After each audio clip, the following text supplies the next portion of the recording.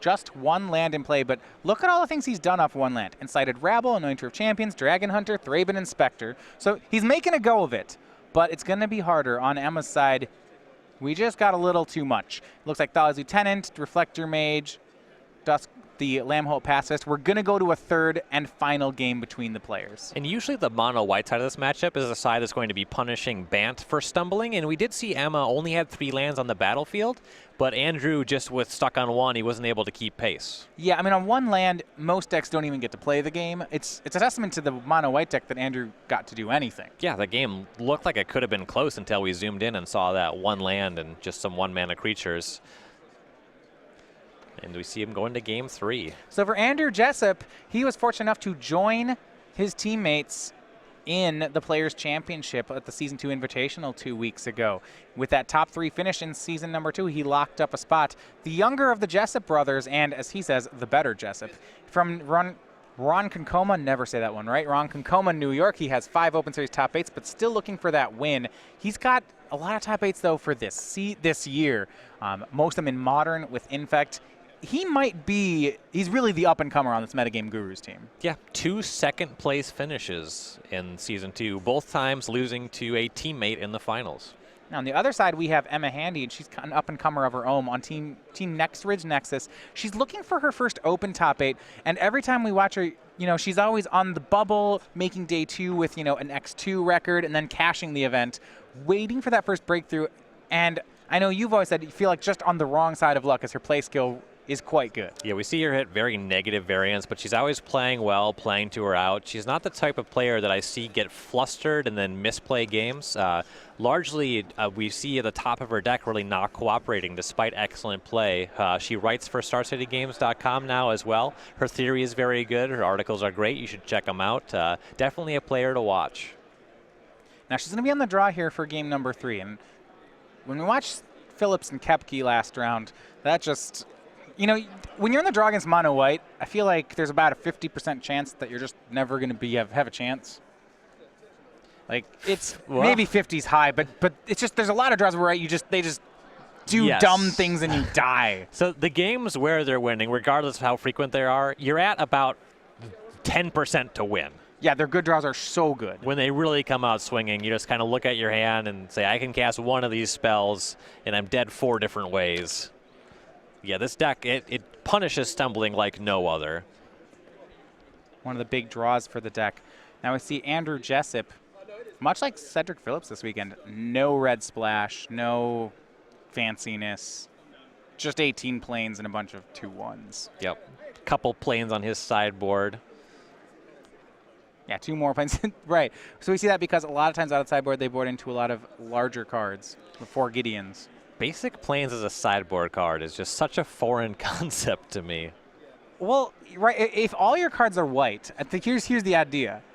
You have nothing good to board in because all your cards are white. Sure. So the idea that, I might need to fundamentally change my deck, sure, we probably have space for that. Let's just put some planes in there, and then we can do something slightly different. It's not like the cards that are waiting in line for those slots are anything good. And you're only getting up to 20 lands, so adding a utility land doesn't really make a lot of sense, and you still want to be able to keep 1 to 2 land hands. Yeah, so maybe we need a 3rd planes in the sideboard, just really mix it up. What's the most lands you put in your sideboard? I think 3. Yeah, that's huge. Yeah, 3 that number is probably higher than you were expecting. Yeah, I was thinking 1. I've definitely had a lot of 1s. I've had, I think, 5, but that's because Primeval Titan's a messed up card, and that's not a fair answer. So Jessup starts off on a Dragon Hunter, swings and plays an Anointer of Champions, passes. A medium start here. Yep, and looks like Emma is playing a second land untapped in turn 2, so she'll be able to play better than we saw Koepke play earlier. Yeah, Lambholt Pacifist will do some work here. She'll have some answers. Yeah, the Dragon Hunter will be able to trade with help from the Anointer, though. 3rd planes for Jessup, and always watching would make everything trade, but maybe removal spell could put an end to that. Silk Wrap. Sure, that takes care of the pacifist. A swing for 3. Emma's to 15. I like having Silk Wrap here, though it is going to make Dromoka's command a real concern in every combat going forward. Ooh, and this is a great play. I was going to say at least Andrew didn't add any power to the board, but that's just not true. Town Gossipmonger was the follow-up. And Emma will have some play. Here's Knight of the White Orchid, getting a land and playing Thalia's Lieutenant. Good turn for her. It's 2 blockers, and one of them bigger than everything Andrew has. Yep. And the Lieutenant will not stay small for long, assuming that it gets to stay on the battlefield. Right. She's really hoping to dodge another kill spell here, though. Like, she wants to dodge a kill spell. She also really wants to dodge Always Watching. passes back. Jessup, 2 cards in hand, drawing to 3.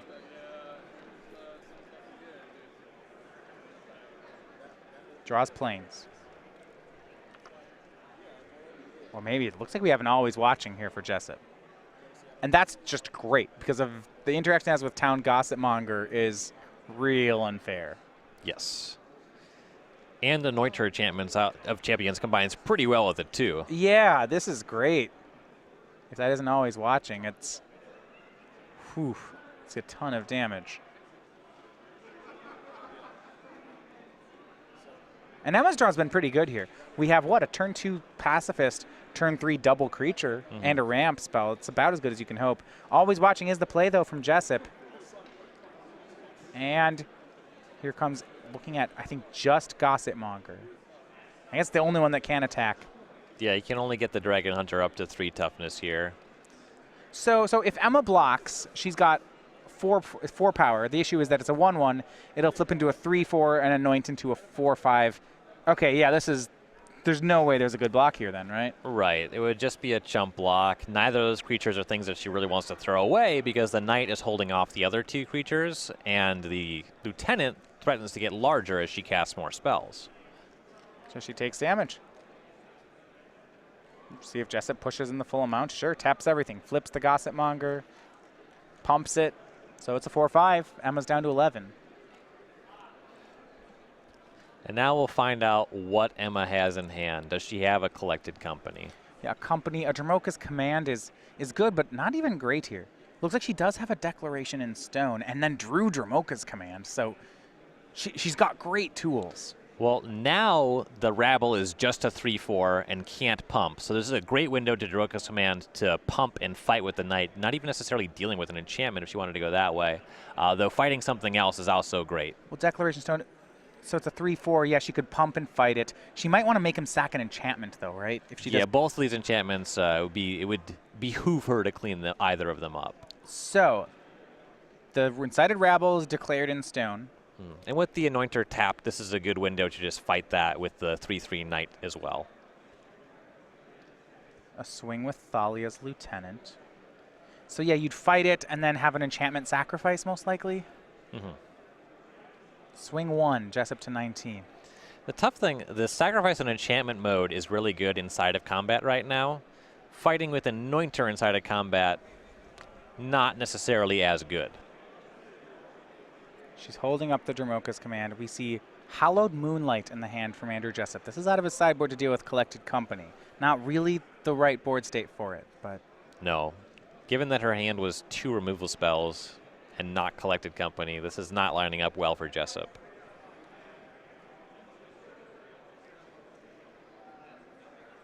She's given him a window to make a few plays because of, you said, let him untap. So the Dromoka's Command, it's interesting to see how there's so many ways to play it here. Mono White Humans is not likely to have much in the way of instant speed interaction. Declaration and Stone the play. Now Emma will Dromoka's Command. So Knight of the White Orchid fights Anointer of Champions, and Andrew sacrifices an enchantment. This is big. Between the Always Watching and the Silk Wrap, he really wants both of these things on the table. Yeah, I don't want to sacrifice either of them if I'm in Andrew's position. With only 1 creature left behind, the Always Watching doesn't give him a ton of value. Yeah, and now the fact that he's given Emma a clue off this Declaration Stone seems to matter. She's gotten up to 5 lands. This game's getting drawn out. Sacrifices the Always Watching. Doesn't want to give her the creature. He'll attack her to 9. Does he have any more plays? 2 cards in his hand, just passes. And that is the one thing that sacrificing the Always Watching really opens us up to do. He gets to make that attack this turn, so he's better able to top deck Griff's Boon and potentially steal a game that way. Emma draws. Her hand may be all lands here. So she's going to crack a clue, hoping to draw, well, just about anything. Reflector Mage, that'll play. That's in anything.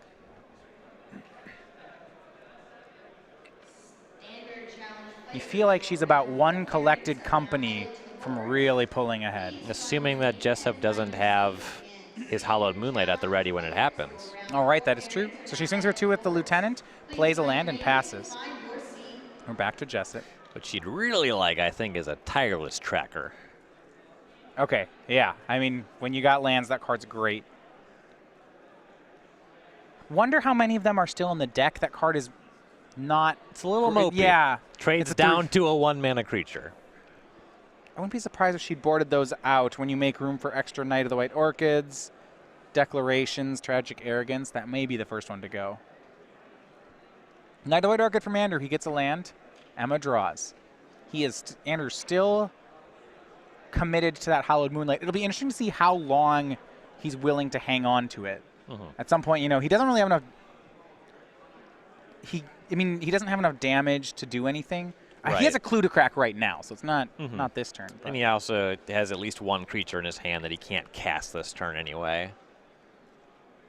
Land from Emma. If she's playing out land 7 like this, you feel like maybe there's no trackers in the deck. Yeah, that's kind of telling on that front. She did draw a spell. We'll see just what it is.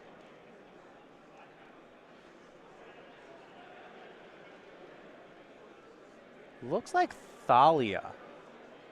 That's going to be pretty good here. It'll put a counter on the Lieutenant. Now that Emma has a 3/3, it's able to swing.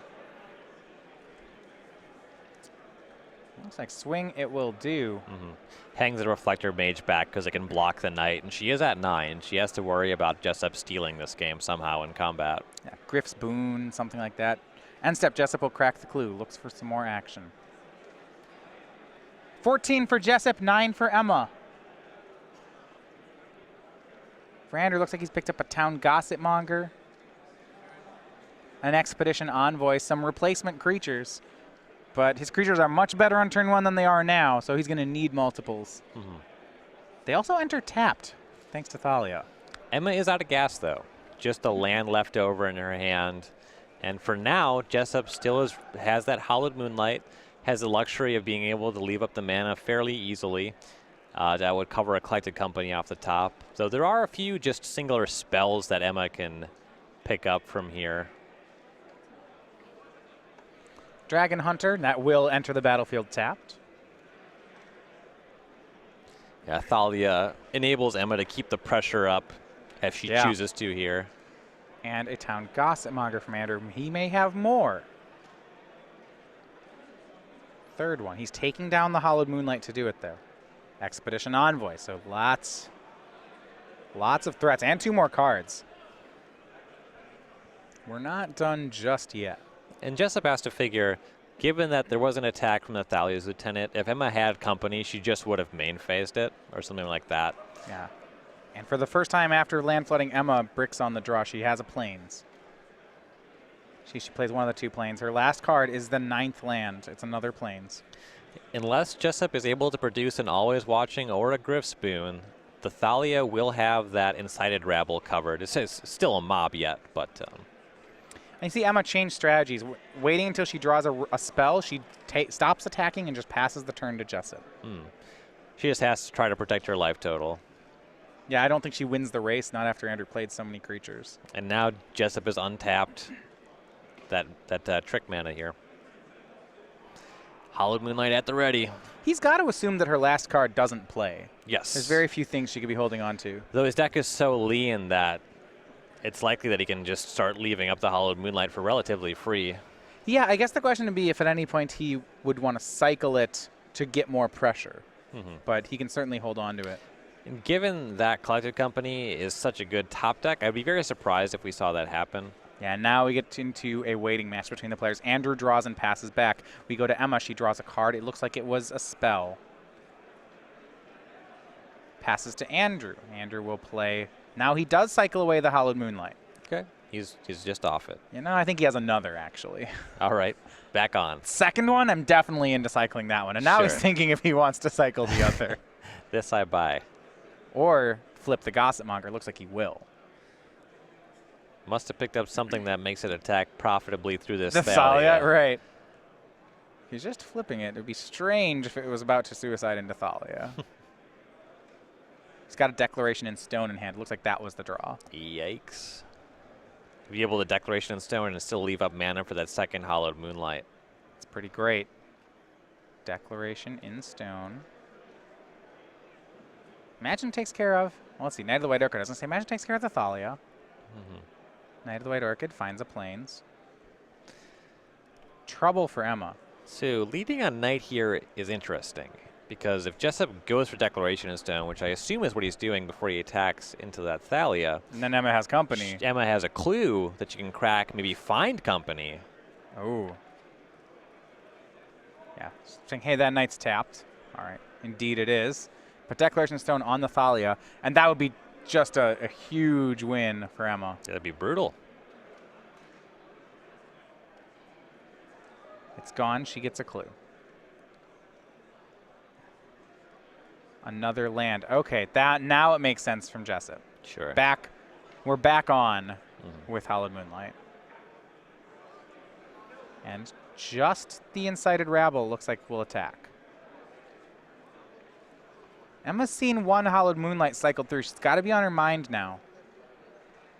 She's got to think, would Andrew play one if he didn't have a second? If she can crack that clue and find Dramoka's command, that would be big. That'd be great. A draw. What does she hit? Another Plains? But she has something else in her hand. It was a draw from the last turn.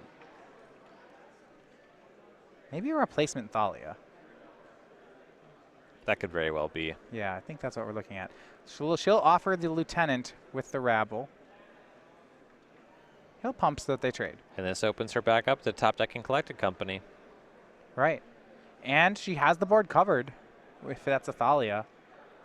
It's a draw. It's not a company, but we'll wait and see what it is. Emma's going to go ahead and deploy. Here's Thraben Inspector. That one will work. She'll use the Yavimaya Coast to crack the clue. And finds another land. It's Prairie Stream. Jeez.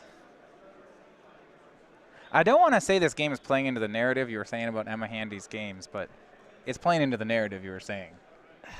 Yeah. Continues to play it, yeah. I'm pretty sure that we're just a jinx. I don't think that you and I have ever watched her win a match on camera. But not for lack of good play. Like, she has played to her outs here quite well. Yeah, I mean, she's top decked an outrageous number of lands in this game.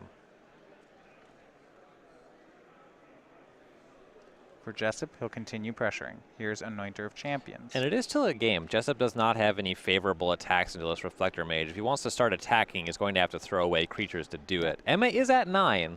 And next turn, because he has the Anointer, he might wait, because next turn his attacks look great. Yeah, that changes things dramatically. Yeah, he'll just pass. At that point, the attacks with the Knight of the White Orchid are free.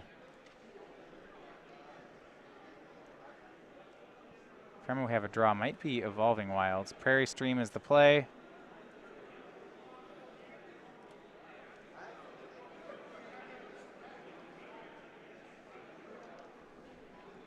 Getting, you know,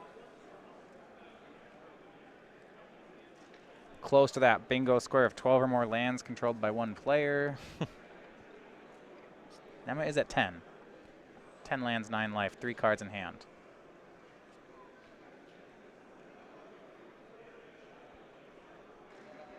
Now we go back to Andrew Jessup. He'll play Thraben Inspector, get a clue, crack the clue, draws a Plains. But his attacks look so good now, and they're all going to swing. He's got the pair of 2-1s and the pair of 2-2s. This is 8, and make it 9 damage if she doesn't block, so a block's is incoming. Andrew, the whole game, has got her covered with a Hallowed Moonlight. And there's really no good blocks here because of that Anointer of Champions. Yeah. Now, if she has 2 copies of Tragic Arrogance in her sideboard, so it's not, she's not just dead here. It's not good. She blocks both the 2/1s, you see. Yeah, that would definitely be in here. I like this block. Were she to block a Knight with the Reflector Mage, she'd just lose the Mage. This way she at least gets the Dragon Hunter. She'll lose both her creatures, and Jessup will lose 1. Jessup could choose to keep one of the 2/1s, pump the one that's being blocked by the Inspector, or just go for the trade in the Reflector Mage. Actually, just do none of it. Emma will take 5. That's first strike damage Oh, resolve. first strike damage. Okay, then he pumps and kills both of Emma's creatures. So Emma goes to 5. Now it seems like she needs Tragic Arrogance. Maybe nothing else will do. Plains by Andrew. Emma, Fortified Village. That is 4 more lands. That's going to be game and match for Andrew Jessup. Mono White Humans, and he improves to 7 and 2. Yeah, Mono White Humans actually having a really solid weekend. Tom Ross, maybe not. We'll find out if he made day 2, but Cedric Phillips will go 7-1 going into this round. Andrew Jessup advances to 7-2.